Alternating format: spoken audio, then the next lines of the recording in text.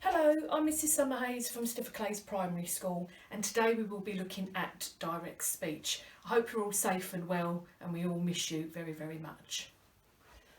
Okay, so direct speech.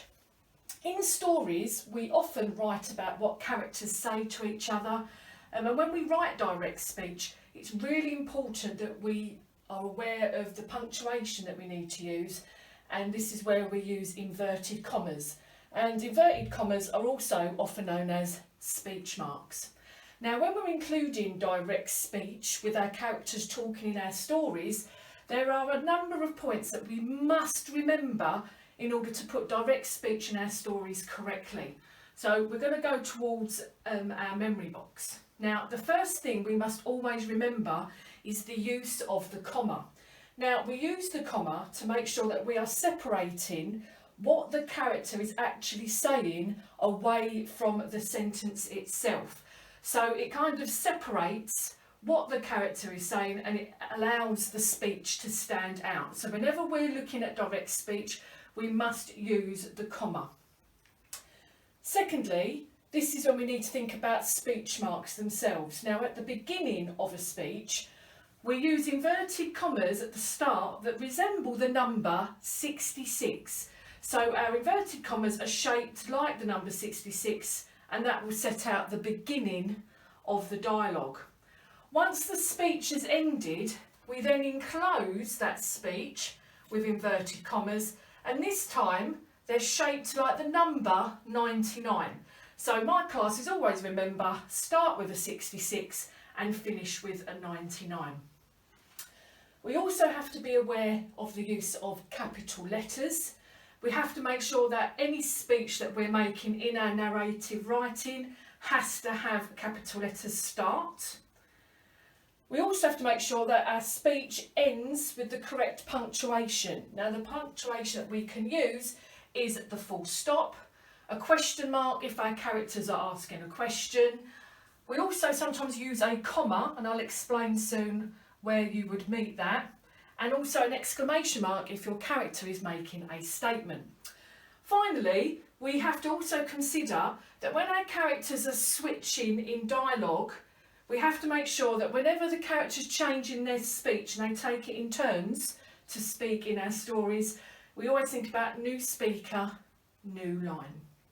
Okay, my two characters are called Freddie and Irfan, and I've based this around our horror story that we should be writing this week, and I've set my dialogue in the sense where the characters are coming up to the haunted house for the first time. So we have Freddie walked towards the house and Irfan called out to him, "Are you feeling all right? Don't go near that place."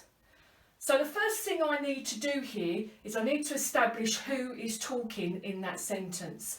So the character who is talking first is my character, Irfan. I then look at the sentence and I consider where the speech finishes and where it starts. So clearly, Freddie walked towards the house and Irfan called out to him, "Are you feeling all right? Don't go near that place." I already can establish that the speech occurs here. So I'm going to my memory box. The first thing I need to look at is my use of the comma. So my comma will go here because what I'm doing is I'm separating where the speech takes place, where it starts, from the rest of the sentence. So my comma would start here. Next, my speech marks, my 66 would go at the beginning of my speech. Then I have to ensure that my speech starts with a capital letter.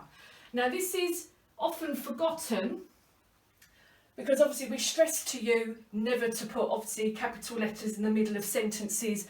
They always start a sentence. However, with speech this is different. Our speech always starts with a capital letter even if it's in the midst of a sentence. So I've got my capital letter there. Are you feeling all right? So you've probably noticed there, Irfan is asking Freddie a question. So I make sure that I've got my punctuation there. I wouldn't close the speech yet because I'm still continuing the dialogue. Irfan is still talking.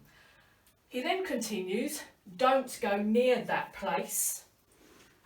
So you've probably noticed there's the exclamation mark there, which obviously gives the reader the sense that Irfan is feeling quite nervous about obviously approaching the haunted house.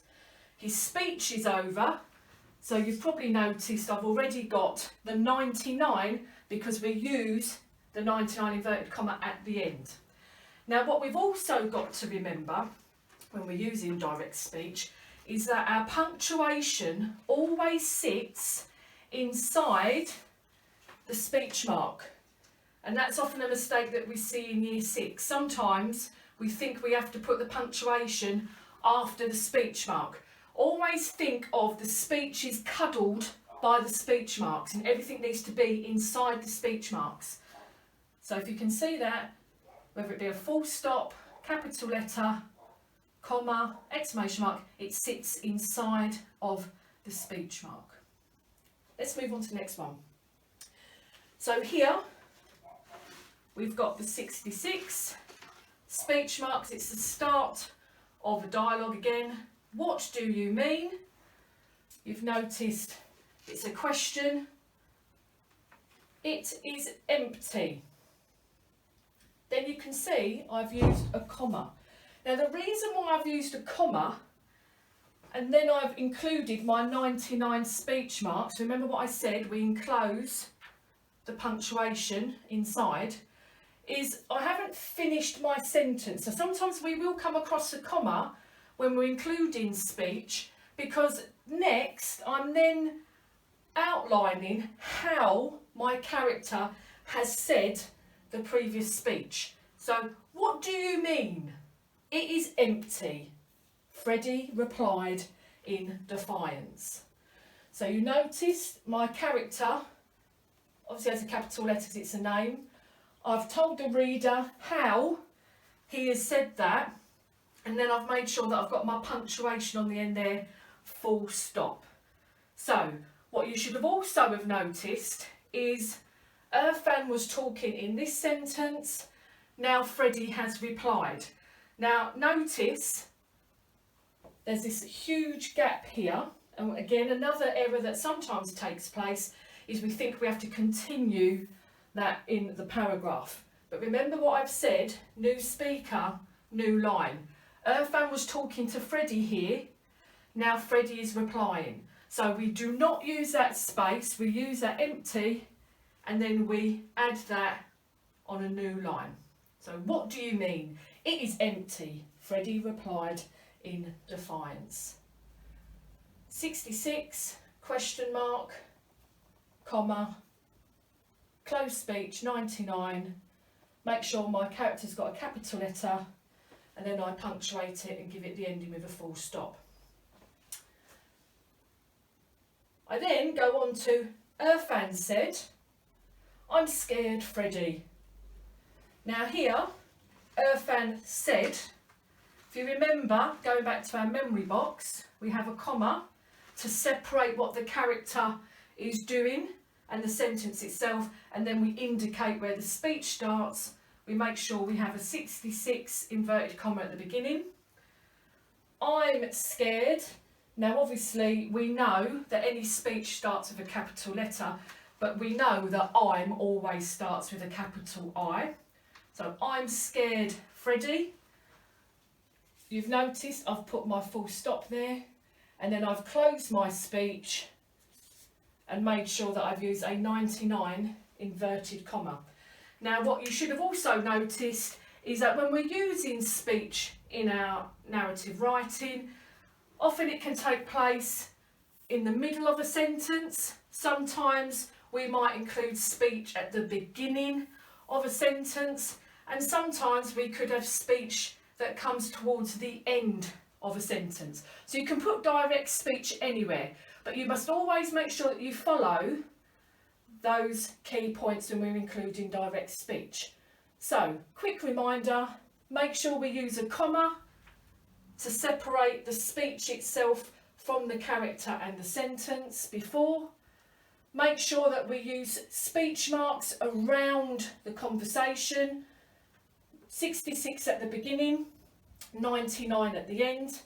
We always make sure our speech, what the character is saying, starts with a capital letter. Even if it's in the middle of a sentence, that's when we can actually use a capital letter at the beginning.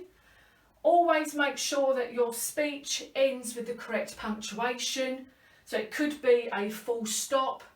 If they're asking a question, make sure you put your question mark in. It could be a comma because you've not finished your sentence fully, because you're going to say to the reader how your character may have said their speech. And obviously, key point, we must make sure that when we're changing the dialogue, we're switching between our characters, we make sure that we have a new speaker, new line. I hope you found that useful, and hopefully I'll see you again soon. Bye.